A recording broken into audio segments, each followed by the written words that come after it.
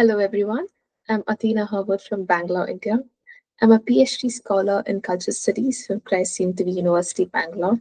I work in the area of urban studies and mobility, and I'm here to present my working paper titled Heritage and Metropolis Investigating Bangalore's Select Historical Landmarks and Their Role in the Creation of Urban Identity. First and foremost, I want to thank the organizers of this conference, Livable Cities Barcelona edition, and the AMPS for giving me this beautiful opportunity to present and become a part of this conference. So let's get started with this paper.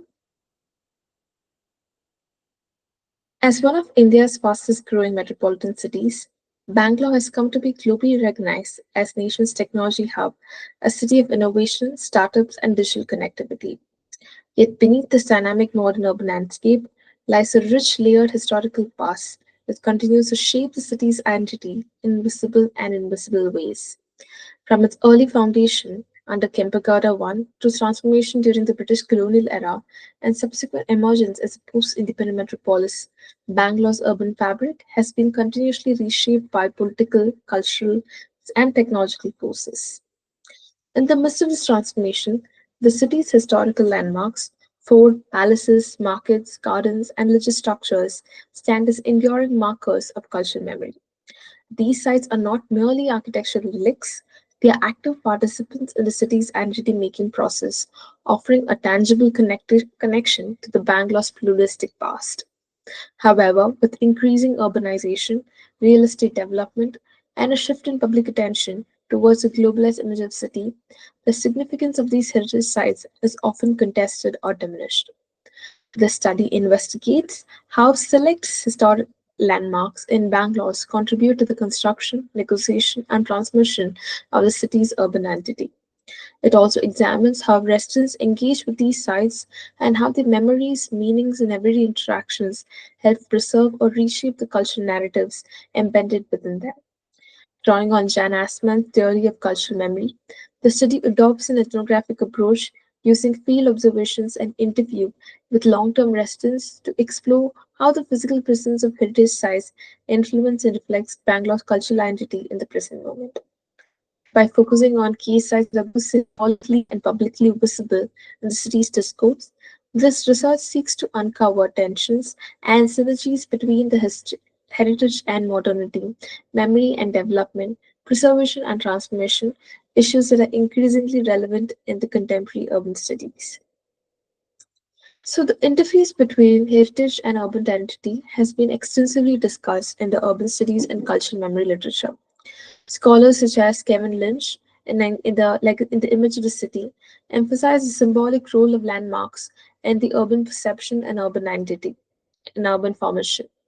Similarly, Ashish Radhaksha and Narayani Gupta have explored how Indian cities carry layered histories that are often marginalized in the pursuit of modernization.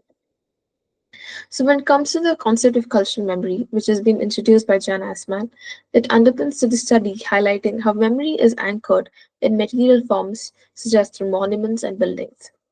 So, this theory helps to interpret historical sites are not just remnants of the past, but as active agents in shaping collective identity. In the context of Bangalore, scholars such as Janaki Nair have critically analyzed how heritage is extensively remembered and commodified in response to the urban restructuring. There is also emerging literature on the challenges faced in conserving Bangalore's heritage amid rampant urban development, as highlighted in the recent studies on municipal policies and civic engagement. So, this study builds on the perspectives but uniquely contributes by foregrounding the voices of residents and their lived engagement with historical sites, such as areas that remains underexplored in the existing literature. As Bangalore is a rapidly growing transforming city under the pressure of urbanization, technology, and real estate expansion, in this transformation, the role of heritage in shaping the city's identity is either romanticized or sidelined. So, investigating how residents engage with historical landmarks and attribute meaning to them can provide new insights on how cultural memory is sustained or disrupted in the urban landscapes. The study seeks to bridge the gap between heritage discourses and everyday lived experiences of the city's residents. Through this study, I argue that Bangalore's historical landmarks are not merely architectural links, but an active sites of cultural memory that shape and reflect the city's evolving urban identity. The meanings attributed to these sites by residents reveal a complex negotiation between heritage, modernization, and belonging. I have selected 7 historical sites for the study. The 7 of them are as follows. Number 1, Tipu Sultan's Summer Palace, which is in Bangalore, and all of these sites belong to Bangalore. Number 2 refers to the Bangalore Palace. Number 3 refers to the Cubbon Park. Number 4 goes to the Lalbagh Botanical Garden. Number 4, which is the cantonment area and which belongs again to the St. Mark's Cathedral specifically. Number 5, the Shivajinagar Russell Market area. Number 6, the Number 7, the KR Market area. To specifically go into the analysis of each of these historical places. Firstly, speaking of Tipu Sultan Summer Palace, we could see from the data which has been presented in the study is from the observation analysis which is being done in the time. So, according to the physical condition of the site, it can be observed that the wooden structure and painted interiors are well maintained inside, with visible restoration work. You can also see the outer walls appears faded in places, with peeling plaster near the entrances. Garden area is reasonably well kept, but litter is occasionally seen in the corners. But when it comes to the overall impression, is that partial conservation success with sites of aging and need for ongoing maintenance. When it comes to users' biggest question, who was there and what are they doing? Visitors include school groups, local families, domestic tourists from other states, and few international tourists. Children are playing in the garden area, taking photos. Tour guides giving short historical overviews. Some visitors are sit quietly on the steps or in shaded areas, relaxing or chatting. And they can also be seen as security guards posted at entrances, cave corners, restricting entry to fragile areas. When it comes to the heritage interpretation, uh, it can be observed that the history of the place has been explained in bilingual languages, which refers to the use of both English and Kannada, and Tipu Sultan's which talks about the history of the palace and Tipu Sultan's reign, and limited signage about the construction techniques or lesser known stories about the place. And there are no interactive displays as such, or QR code or the modern forms of having QR codes introduced for deeper engagement. Signage is sometimes painted and with outdated fonts and design. Few small plaques can be observed at the entrance with the Archaeological Survey of India branding denoting protected status. When it comes to the commercializations of vendors and ticketing, so there is also an official ticket counter which also charges a small amount of fees and then you can have licensed souvenirs outside selling postcards and models of the palace. Informal vendors selling bottled water, snacks outside the caves but are not allowed inside the grounds. Palace interior itself free of hawkers or aggressive sales. Commercial activity is somewhat controlled but still present around entry. When it comes to interaction between people in the site, tourists taking selfies at the arches and decorated pillars, guides narrating stories of Tipu Sultan's resistance against the British, emphasizing heroism and local pride, visitors remarking an old-time feel and lack of modern amenities. Some visitors explains historically informed to children. School students listening with partial interest, occasionally bored. Limited formal engagement is observed beyond taking photos and brief tours. When it comes to the markers of cultural memory, there are no statues of Tipu inside, but multiple plaques mention him as a tiger of Mysore or the freedom fighter. ASI plaques emphasize historical importance and protective status. Imagery and design of the arches put cravings evoke Indo-Islamic heritage. No memorial ceremonies or active rituals are observed, but the site is marketed as heritage of resistance.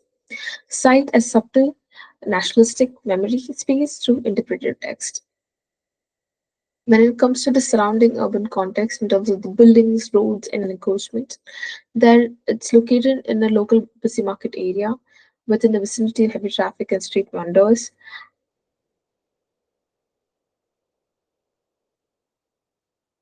Um, Noise pollution can be observed from nearby main roads, and there are many modern commercial shop crowd that encroach area, partially obscuring the visibility of the place.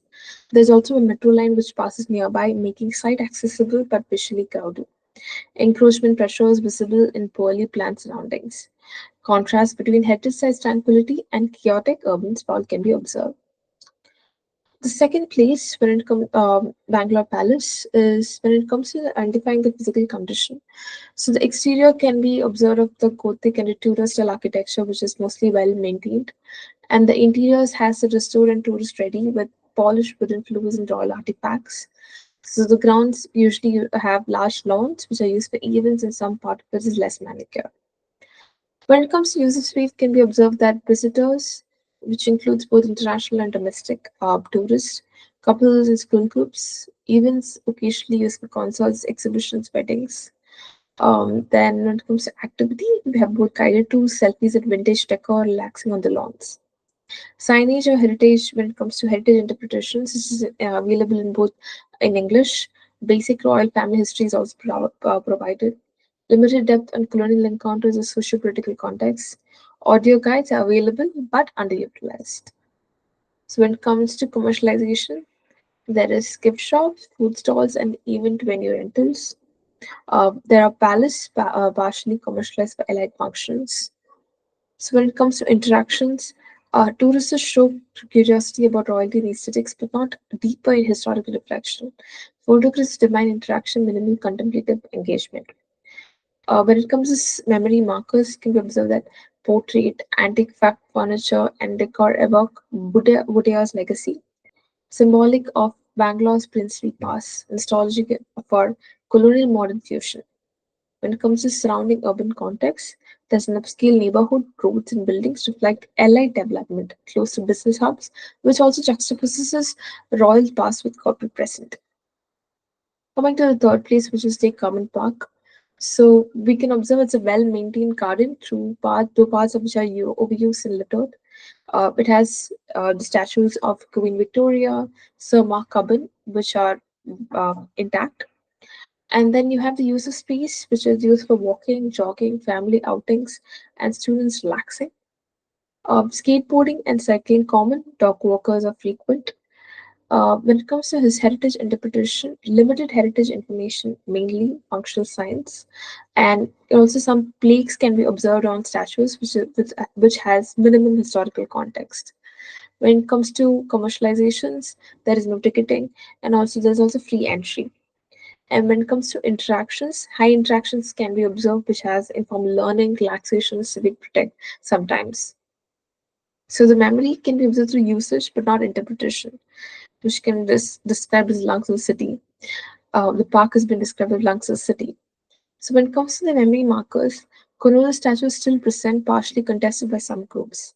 Hidden memory of British era planning and native usage. When it comes to the surrounding urban context, there's a High Court, which is also and also the Bidhan Sabha, colonial and modern common buildings. And then you have quite inside busy roads that encircle it.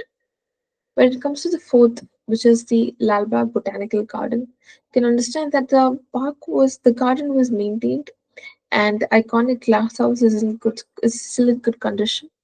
Lakes are clean, hedge trees and rock formations are marked. And then mostly the space is being used by workers, yoga practitioners, photographers, botany students, and you can find families on picnic and school trips common. When it comes to heritage interpretation, informal designs near trees and botanical specimen, you have historical science, which also introduces to about the history of Hyder Ali and Tipu Sultan's origins, but only in brief.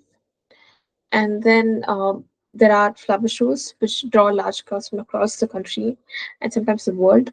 Um, and then you have vendor line outer walls. When it comes to interactions, there is strong emotional attachment among older visitors. Flower shows act as cultural events which are tied to civic pride. When it comes to symbols or memory markers, Kembekara Tower, which is situated within the park, is a key heritage marker. And then you have the colonial glass house and the Mughal style layout, which merge multiple areas. Which is surrounding when it comes to surrounding the urban context, you have Janagar, Paswangudi, and other localities which maintain the residential claim calm.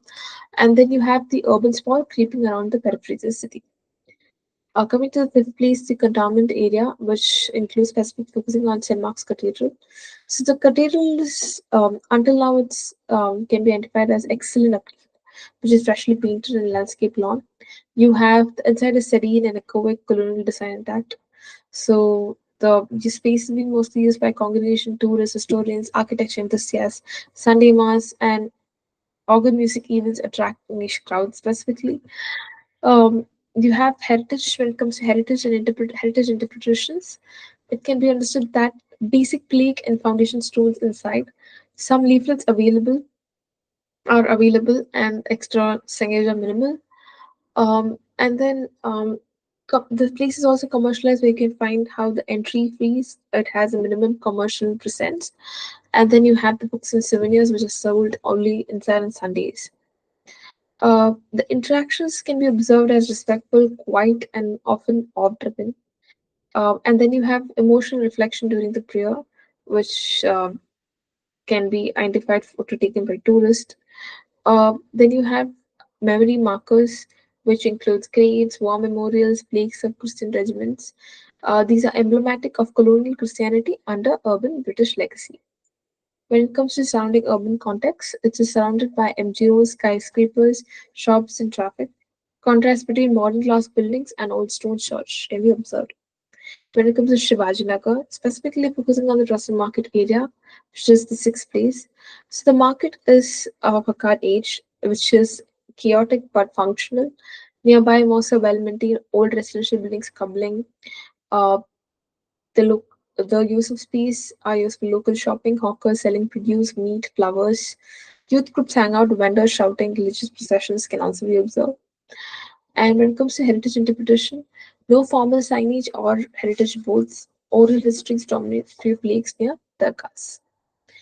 And then it's a part of the vibrant informal economy when it comes to commercializations. There is intense competitions and spatial negotiation. When it comes to interactions, high energy interactions, place of daily life and traditions can be observed. Shared, there are different kinds of festivals which are shared and celebrated together, which also shows a cultural fusion. When it comes to memory markers, uh,